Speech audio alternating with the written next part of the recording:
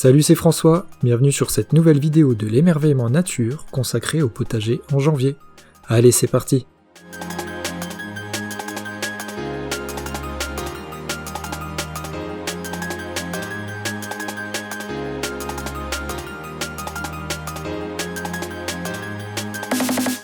Le grillage sur le jardin familial que nous avons récupéré s'affaisse à certains endroits et n'est plus très tendu. Pour le consolider, nous avons décidé d'ajouter des poteaux supplémentaires. La solution la plus économe qu'on a trouvée a été de les fabriquer à partir de tubes Tulipe IRL de diamètre 32 mm et de hauteur 2,40 m à 3 € le tube. Ces tubes sont normalement destinés à y faire passer des câbles électriques. Ils semblent costauds, bien qu'un peu souples. On en a acheté 12 pour pouvoir en faire 6 grands de 2,40 m qui pourront également servir de tuteurs et 12 petits de 1,20 m.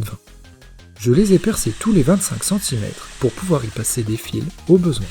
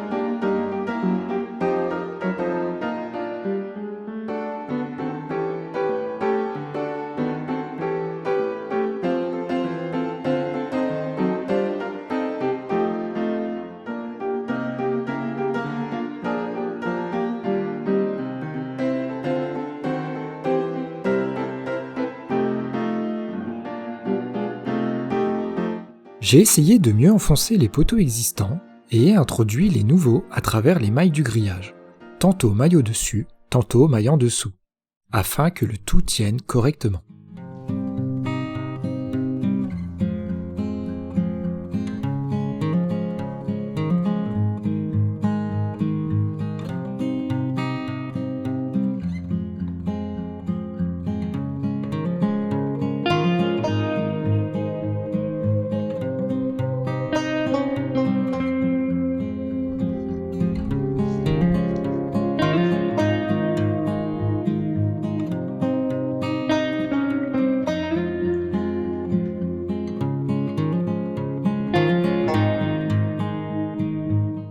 Pour bien fixer les grands poteaux tuteurs, Je les ai enfoncés d'environ 50 cm.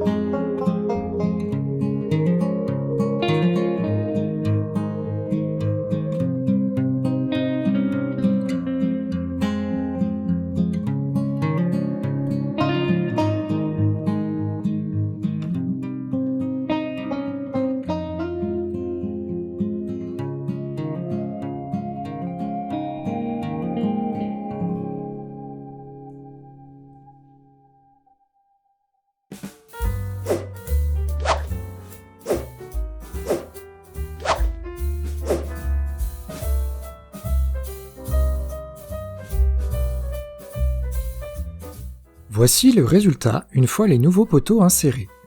Tous les grands poteaux tuteurs ont été mis du même côté sud-ouest pour y faire grimper des cultures, créant un peu d'intimité et ombrageant légèrement le potager.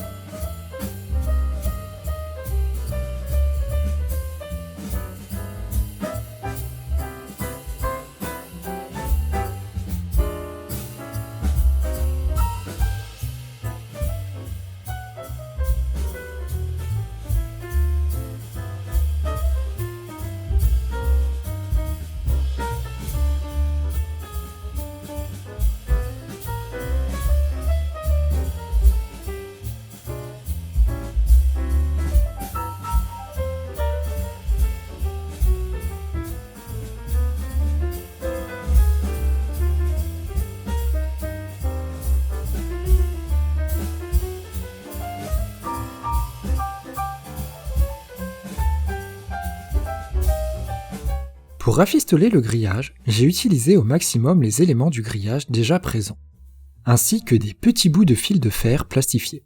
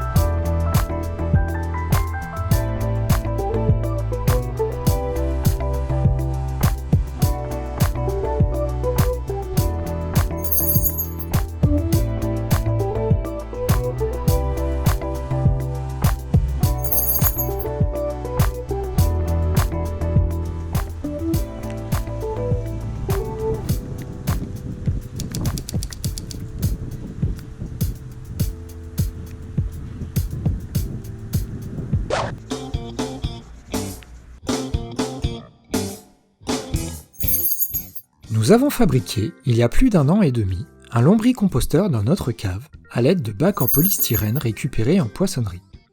On fera peut-être une vidéo dédiée à ce sujet plus tard, mais si vous voulez vous renseigner dès maintenant, on avait trouvé toutes les informations ainsi que nos vers pour démarrer via la communauté présente sur le site plusdevers.com.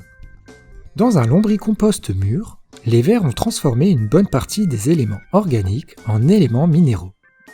Les nutriments qu'il contient seront donc rapidement assimilables par les plantes. Il est alors plus approprié de répandre le lombricompost juste avant le développement des premières cultures, mais comme ici tous mes bacs étaient pleins et que rien ne pousse encore, j'en ai quand même étalé dans mes parcelles. J'ai volontairement utilisé un bac où il restait encore beaucoup de vers dedans pour apporter encore plus de vie dans le potager. La pratique du compostage en surface, directement en place, à cette période, est plus appropriée. On nourrit la vie du sol avec des nutriments sous forme d'éléments organiques qui, à son tour, nourrira les plantes avec des nutriments sous forme d'éléments minéraux.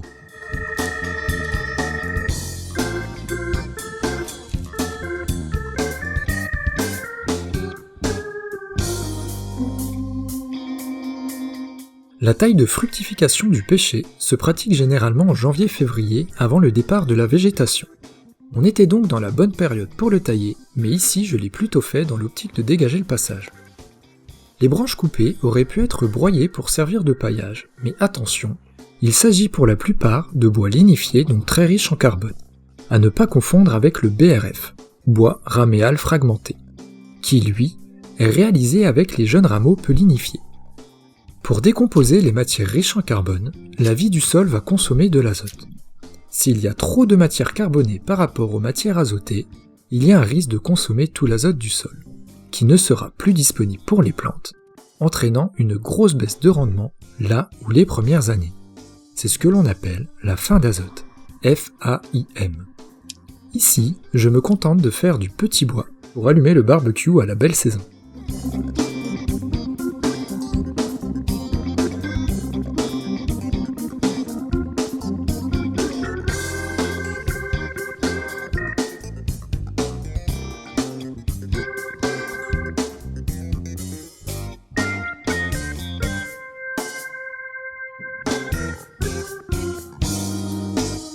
J'ai planté 2 variétés différentes de topinambour, une blanche-jaune, certainement le topinambour commun, qui a un goût plus doux et subtil, et une violette, peut-être le Sakhalinski violet, au goût plus prononcé. Les deux ont un goût rappelant celui de l'artichaut. Dites-moi en commentaire s'il vous plaît si vous reconnaissez les variétés. J'ai espacé les tubercules de 50 cm et les ai plantés à une dizaine de centimètres de profondeur, au côté nord-ouest du potager, pour ne pas lui faire de l'ombre. En effet, les plants, ressemblant au tournesol, peuvent atteindre 2,50 m de hauteur. La plantation des topinambours se réalise normalement en mars-avril. Mais ma sœur me les a donnés en mi-janvier, et comme les tubercules ne craignent normalement pas le gel, je les ai plantés au plus tôt, en espérant qu'ils se conservent mieux en terre. Ce qui devrait être le cas. Normalement, le topinambour pousse et prolifère facilement. Tant qu'il reste un bout de tubercule dans le sol, il repart.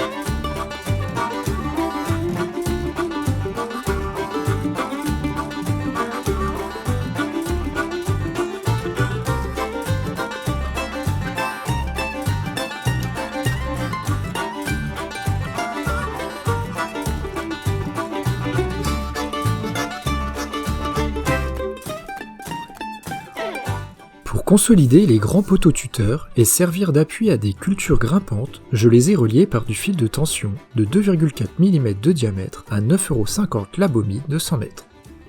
J'ai fait passer les fils de tension par les trous que j'avais préalablement réalisés tous les 25 cm.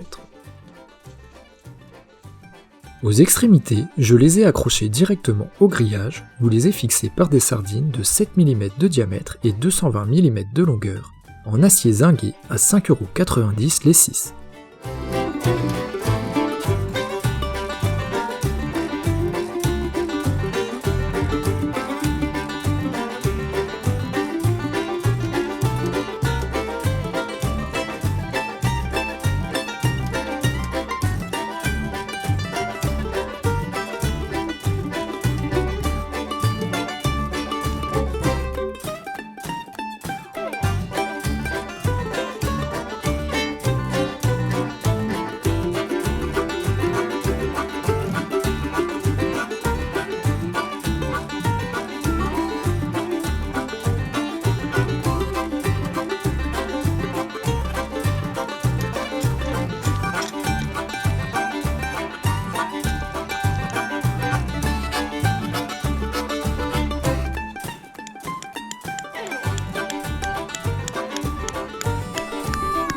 Merci d'avoir regardé cette vidéo, j'espère qu'elle vous a plu.